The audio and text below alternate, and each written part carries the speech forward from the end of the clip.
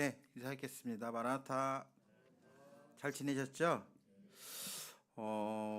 요즘에 보니까 한 이틀꼴로 거의 소방차, 구급차 아니면 이렇게 한 번씩은 꼭 보게 되는 것 같더라고요. 요즘에 사건 사고도 많고 또 불도 많이 나잖아요. 그래서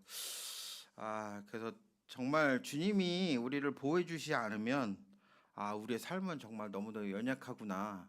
주님께 함께하지 않으면 우리의 인생은 과연 어떻게 될지 정말 누구도 장담할 수 없구나라는 생각을 다시 한번 해보게 됐습니다.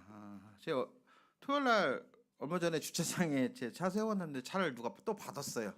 제 차 왜 이렇게 자꾸만 부시는지 모르겠는데, 근데 다행히도 사람이 없을 때 받았으니까 그래도 사람은 안 다쳤는데, 정말 만약에 차에 사람이 있었으면 다칠 뻔했잖아요. 그러니까 그런 부분들도 또 주님 앞에 너무도 감사하는 마음이 계속 생기는 것 같아요.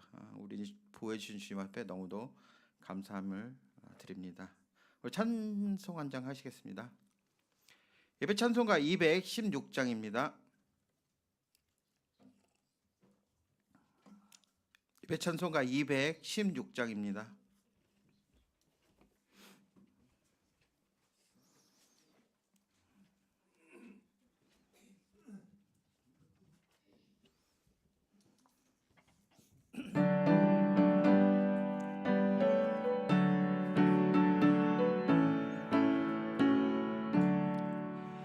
크신 하나님의 사랑 말로 다 형용 못하네. 저 높고 높은 별을 넘어 이 낮고 낮은 땅 위에 죄범한 영원 구하려 그 아들 보내사 화목제물 삼으시고 죄 용서하셨네. 하나님 크신 사랑은 증량 다 못하네. 영원히 변치 않는 사랑 성도여 찬양하세. 괴로운 시절 지나가고 땅 위에 영화세할 때 주 믿지 않던 영혼들은 큰 소리 외쳐 울어도 주 믿는 성도들에게 큰 사랑 베푸사 우리의 제사에 쓰니 그 은혜 잊을까. 하나님 크신 사랑을 증량 다 못하며 영원히 변치 않는 사랑 성도여 찬양하세. 하늘을 두루마리 삼고 바다를 먹을 삼아도 한없는 하나님의 사랑 다 기록할 수 없겠네. 하나님의 크신 사랑 그 어찌 다 쓸까. 저 하늘 높이 쌓아도 채우지 못하리. 하나님 크신 사랑은 증량 다 못하네. 영원히 변치 않는 사랑 성도여 찬양하세.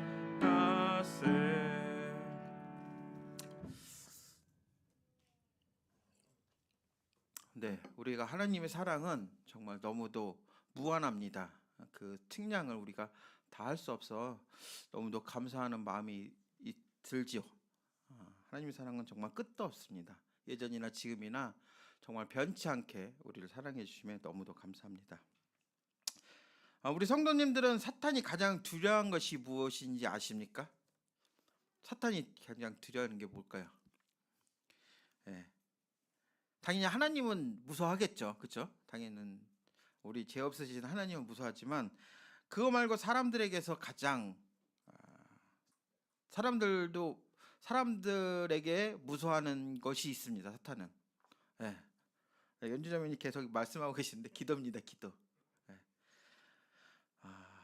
기도하는 자는 사탄이 두려워할 수밖에 없습니다.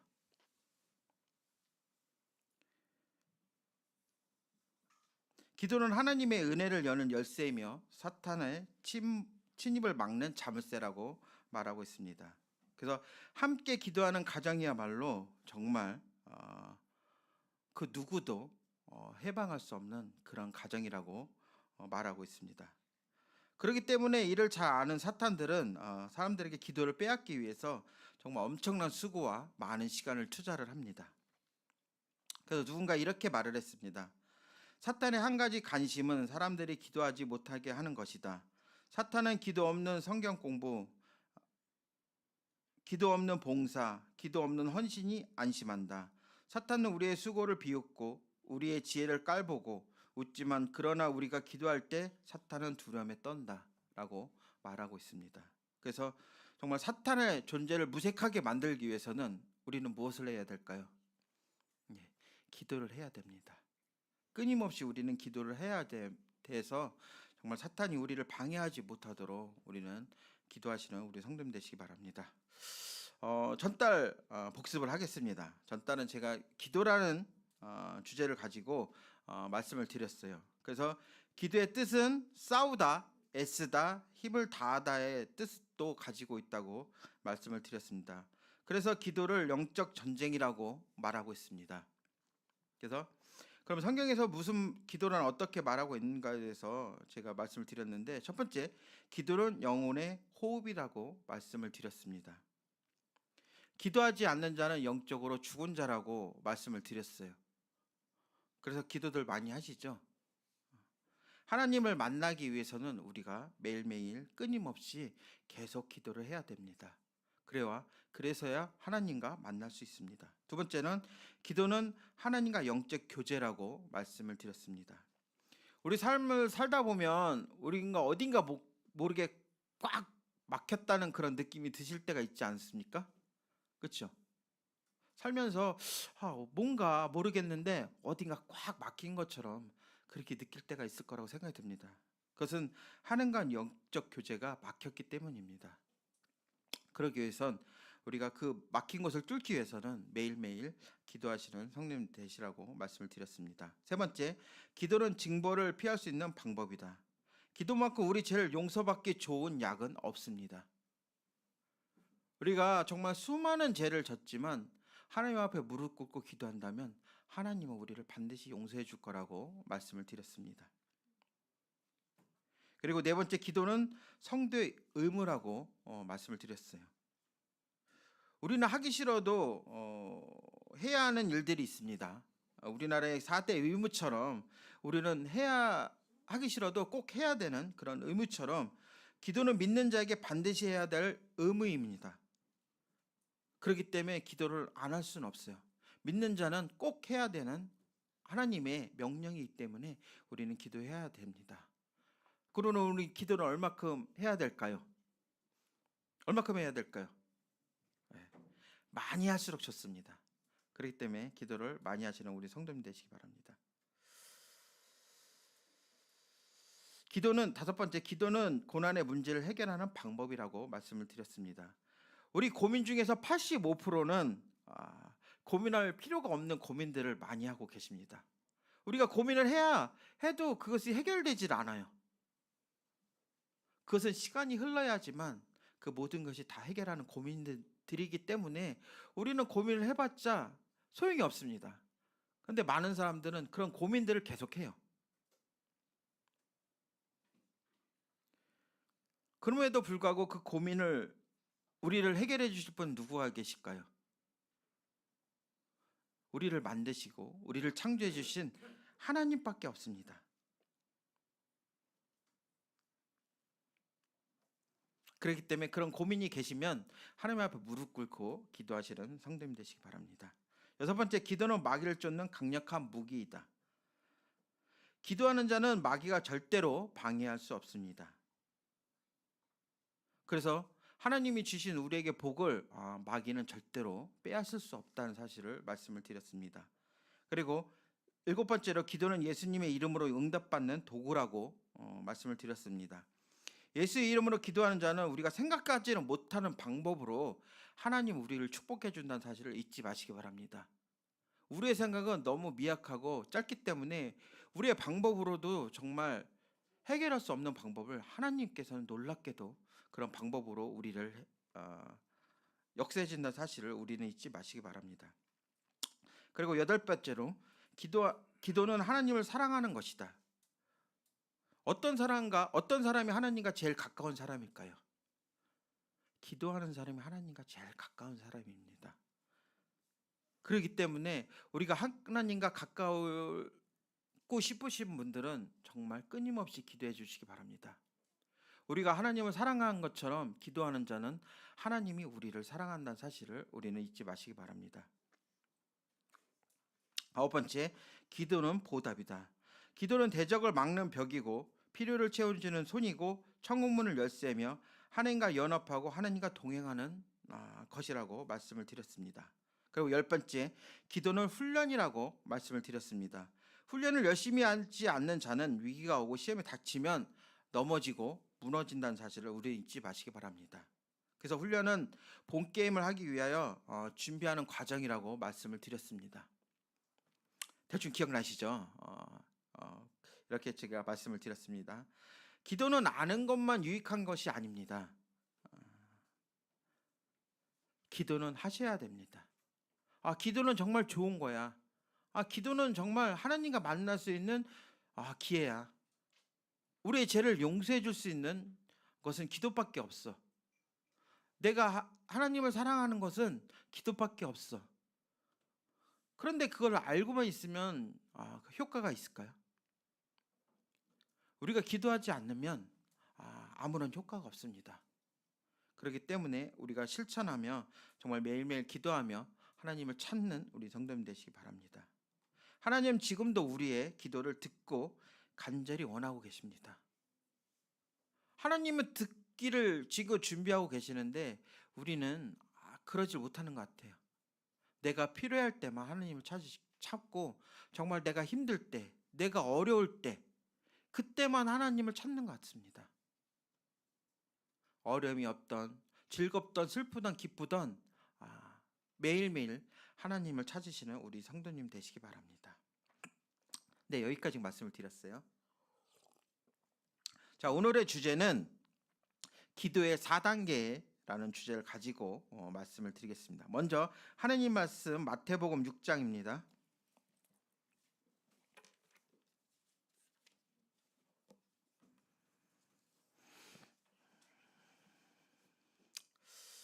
마태복음 6장 5절에서 13절입니다. 시작 페이지 8페이지에 있습니다. 마태복음 6장 5절에서 13절입니다. 제가 먼저 읽고 성도님들이 교동하며 읽겠습니다. 제가 먼저 읽겠습니다.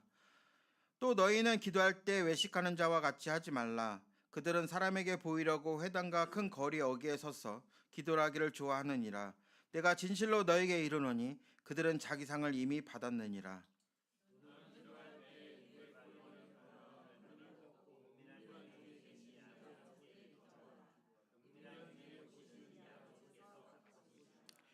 또 기도할 때 이방인과 같이 중언부언하지 말라. 그들은 말이 많이 하여 들으실 줄 생각하겠느니라.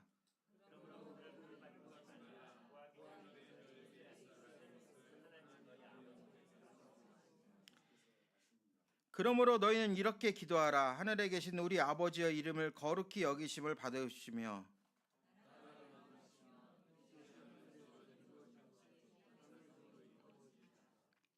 오늘 우리에게 일용할 양식을 주옵시고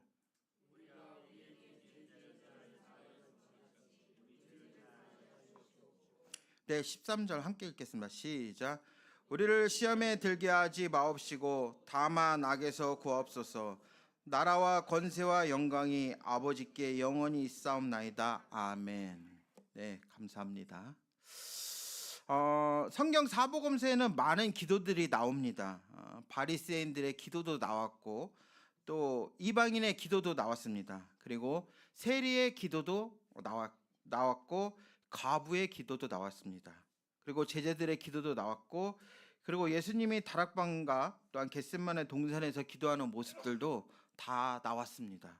이렇게 사복음서에는 여러 가지 기도한 부분들이 많이 나와 있는데, 우리가 예수님처럼 기도하기 위해서는 네 단계로 나눠볼까 합니다. 그래서 오늘은 기도의 4단계에 대해서 설명을 드리고자 합니다. 첫 번째, 육체적인 소원의 기도에 대해서 말씀을 드리겠습니다. 우리 마태복음 6장 32절입니다. 네, 마태복음 6장 32절 함께 읽겠습니다. 마태복음 6장 32절입니다. 시작.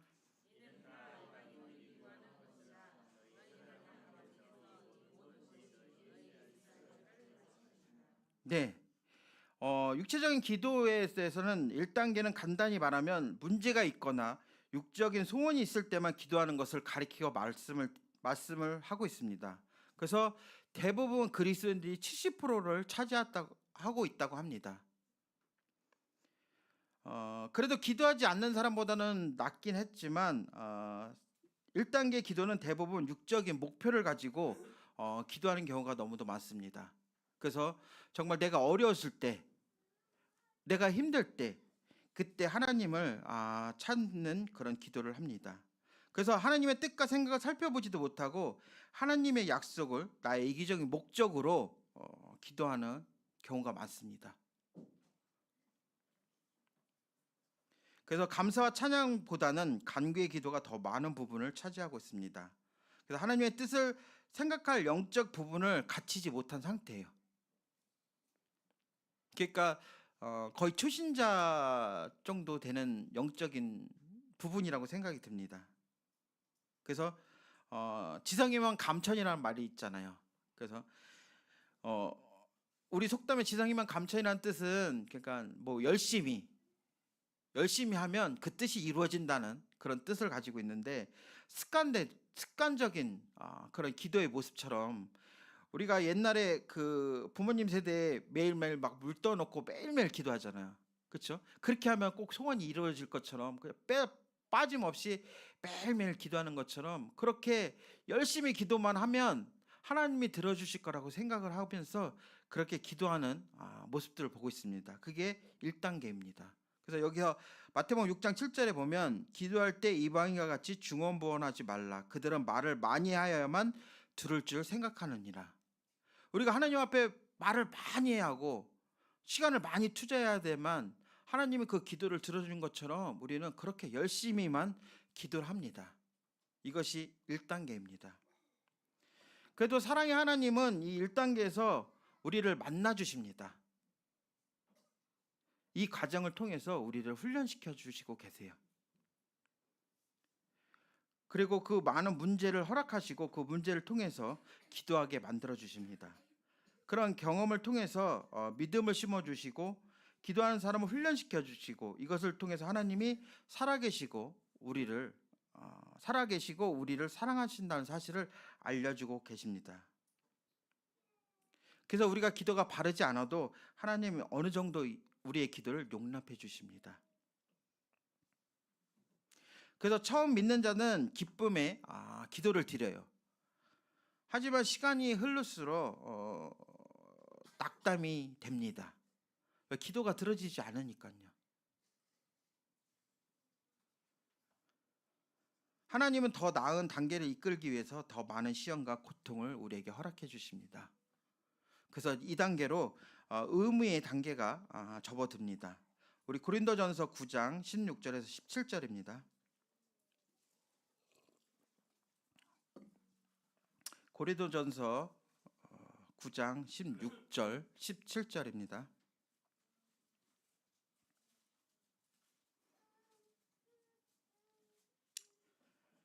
네, 다 찾으셨으면 한 목소리로 읽겠습니다. 고린도전서 9장 16절 17절입니다.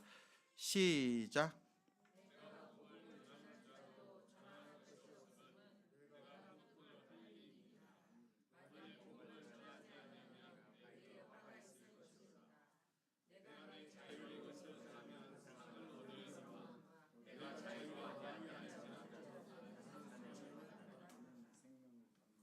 네, 감사합니다. 이든이가 자주 떨어지네요. 이 말씀은 전도에 대한 말씀이기도 하지만 그리스도의 의무를 보여주는 구절이라고 말씀을 드립니다. 의무의 단계는 하나님과 사람 앞에서 기도해야 할 책임을 가지고 기도하는 단계입니다. 그래서 간단히 말해서 의무와 책임을 느끼면 이제는 기도하는 사람으로 살면서 기도의 사람으로 살기 위해 다짐하는 단계라고 볼 수 있습니다. 전에는 문제가 있어야만 기도를 했지만 이 단계에선 스스로 기도를 하게 만듭니다. 즉 하기 싫어도 해야 된다는 정상적인 단계에 들어섰습니다. 여기 계신 성도님들은 그렇지 않지만 대부분 사람들은 아직도 문제가 있어야 기도합니다.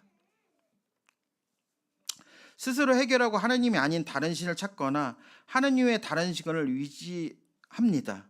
아까 제가 말씀드린 것처럼 막 물 떠놓고 기도하거나 막 이렇게 돌을 싸서 막 탑을 만들어서 기도하는 사람들이 많잖아요. 그렇죠? 이 2단계에 들어서면은 기도하면서 용서를 알게 됩니다. 우리는 용서하는 마음을 가져야 돼요. 나 스스로가 다른 사람을 용서할 수 있는 그런 마음을 가져야 됩니다. 하나님은 그런 성도들을 보시면서 많은 은혜와 또한 경험을 하게 하십니다. 이 단계는 지속적으로 하나님과 영적인 교제를 하면서 기도의 폭을 넓혀갑니다. 1단계에서는 자기 위주로만 기도했다면 2단계에 들어서는 이제 남을 위해서 기도할 수 있는 영적인 눈이 띄어져요. 그래서 내 주변에 있는 사람들, 내 이웃들, 내 가족들, 그런 사람들에게 눈이 돌아갑니다. 그리고 그들을 용서할 수 있는 마음이 생깁니다.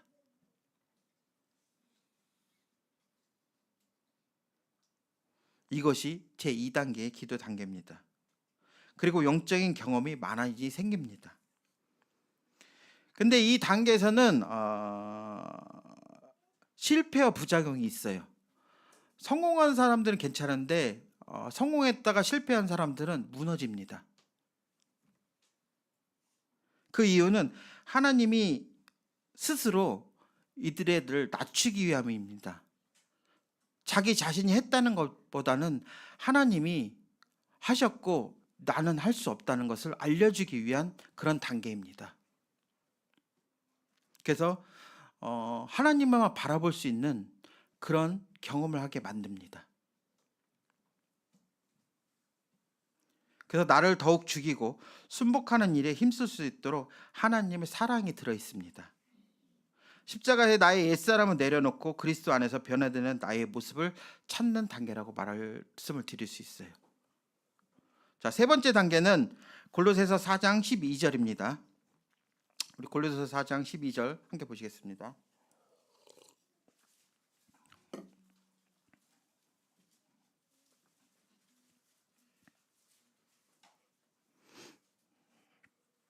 골로새서 4장 12절 함께 읽겠습니다. 시작.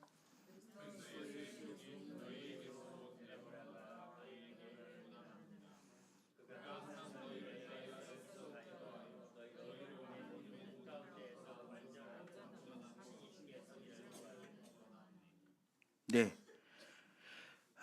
말씀의 단계는 열심히 기도하는데 나의 중심의 기도가 아닌 하나님의 중심에 대해서 기도하는 부분입니다. 그래서 진리의 중심, 복음의 중심으로 기도를 바꾸는 단계입니다. 나의 이기적인 생각이 아닌 하나님의 생각으로 기도하는 단계입니다. 그러면 내가 필요한 것보다는 하나님이 필요한 것을 찾게 됩니다. 과연 하나님은 어떤 마음을 갖고 계실까? 하나님은 어떤 생각을 하고 있을까? 그렇게 하나님을 생각하는 그런 마음을 갖고 있습니다. 우리 아이들이 저한테 항상 물어보기를 어떤 게 맞는 걸까요? 이게 맞는 걸까요? A가 맞는 걸까요? B가 맞는 걸까요? 물어볼 때가 있어요. 그러면 저는 이렇게 대답을 합니다. 만약 하나님이라면 어떤 것을 더 좋아하실까? A를 더 좋아하실까? B를 더 좋아하실까? 그렇게 생각하다 보면 답이 빨리 나오는 것 같아요. 하나님은 과연 어떤 걸 도와주실까? 이렇게 기도하다 보면 이제 하나님 마음이 보이기 시작합니다. 예전에는 내 생각만, 내 의지만, 내 강구만 하나님 앞에 기도했다고 생각이 들면 지금은 하나님은 과연 어떤 마음이실까? 하나님 어떻게 행동하실까? 그런 하나님의 마음이 보이는 단계입니다. 과거에는 내가 하나님을 부르는 기도였다면 지금은 하나님의 기도와 도구로 쓰임을 받기 위한 겸손의 단계입니다. 과거에 간구만 했다면 지금은 하나님의 은혜와 믿음에 감사하는 단계입니다. 하나님의 구원하심을 감사하며 찬양드리며 믿음에 굳어지는 단계라고 말씀을 드릴 수 있습니다. 과거에는 나의 소원의 기도의 제목이었다면 지금 하나님 소원에 나의 소원을 삼는 그런 기도가 돼야 된다고 생각이 듭니다. 찬양 가사처럼 찬양에 이런 가사가 있습니다. 하나님의 꿈이 나의 비전이 되고, 이 가사처럼 하나님의 생각과 나의 생각이 하나가 돼야 됩니다. 그러므로 예수님이 가르쳐 주신 기도처럼 내 안에서 내 밖에서나 하나님 나라가 영원하길 소망하는 기도가 돼야 됩니다. 나의 이기적인 기도보다는, 나의 생각의 기도보다는 하나님의 생각, 하나님의 마음, 그런 기도를 드리시기 바랍니다. 이 3단계는 예수님의 기도를 본받게 됩니다.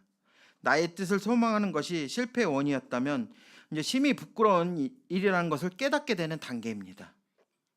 그래서 과거와 달리 이제는 기도의 응답이 분명하며 기도가 밝고 긍정적인 감사와 찬송이 바뀝니다. 예전에는 정말 그 들어주는 것이 너무도 희비하게, 이게 예수님이 들어주시는 건가? 아니면 이게 하나님이 하시는 일인가? 이렇게 정말 뚜렷하지 않지만 2단계에 들었으면 이것은 하나님이 하신 거구나, 이것이 하나님의 놀라운 능력이구나, 그것을 깨닫게 됩니다. 그리고 성령님의 지도와 인도를 받는 훈련의 단계입니다. 말씀의 단계도 기도의 분량은 충분히 지키며 늘 기도하며 복음을 깊이 묵상하는 바탕이 되어야 됩니다. 우리가 기도만 열심히 했다고 하나님 만나는 것일 수도 있지만 하나님의 말씀을 등한시할 수는 없습니다. 매일매일 하나님의 말씀을 묵상하며 또 그 말씀 가운데 우리가 오늘 어떻게 살아가야 되는지 하나님 보여주실 때가 너무도 많아요. 그렇기 때문에 우리 말씀을 매일매일 묵상해야 됩니다. 어떤 그리스도인들은 성경을 교회에서만 본대요. 집에서는 안 보고 교회에서만 장식용으로 갖고 다닌다고 합니다. 우리 그리스도인이 그러면 될까요? 우린 육적으로 매일매일 양식을 섭취합니다. 그것도 하루에 3번씩이나 아침, 점심, 저녁 꼬박꼬박 챙겨 먹습니다. 그런데 영적인 양식은 우리가 매일매일 챙겨 드십니까? 잊지 않고. 우리 육적인 양식을 먹으면서 중간중간 간식도 챙겨 먹잖아요. 그렇죠? 그런데 하나님의 말씀은 영적인 묵상에 주일날만, 또 교회에 오는 날만 성경만 보고 그냥 덮어버린 때가 너무도 많은 것 같아요. 시간 날 때마다 하나님의 말씀을 보시면서 묵상하면서 정말 기도할 때 우리의 기도가 더욱 확실히 느껴지는 사실을 잊지 마시기 바랍니다. 그러면 내 안에 성령님이 확실히 자리 잡아 계시고 항상 감사와 찬송이 흘러나옵니다. 성령님이 우리 마음에 계시면 나도 모르게 찬송이 흘러나올 수밖에 없어요. 그리고 모든 것이 다 감사가 됩니다. 내가 아침에 일어나 눈 뜨는 것도 감사가 되고, 내가 집에 와서 눈 감고 자는 것도 너무도 감사가 됩니다. 그리고 매일매일 먹을 수 있는 일용할 양식과 또 우리의 필요를 채워주는 것에 너무도 감사가 아니 들 수가 없어요. 성령님이 우리 마음속에 계시는데 그 마음을 우리는 감동을 받을 수밖에 없습니다. 그래서 우리 입에서 찬송이 나올 수밖에 없어요. 이것이 3단계입니다. 자, 마지막으로 4단계는 붙들림의 단계입니다. 빌립보서 1장 8절입니다. 네, 빌립보서 1장 8절 함께 보시겠습니다.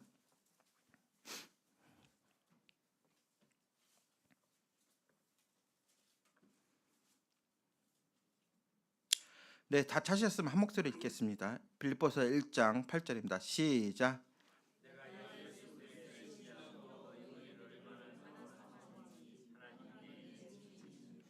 네, 감사합니다.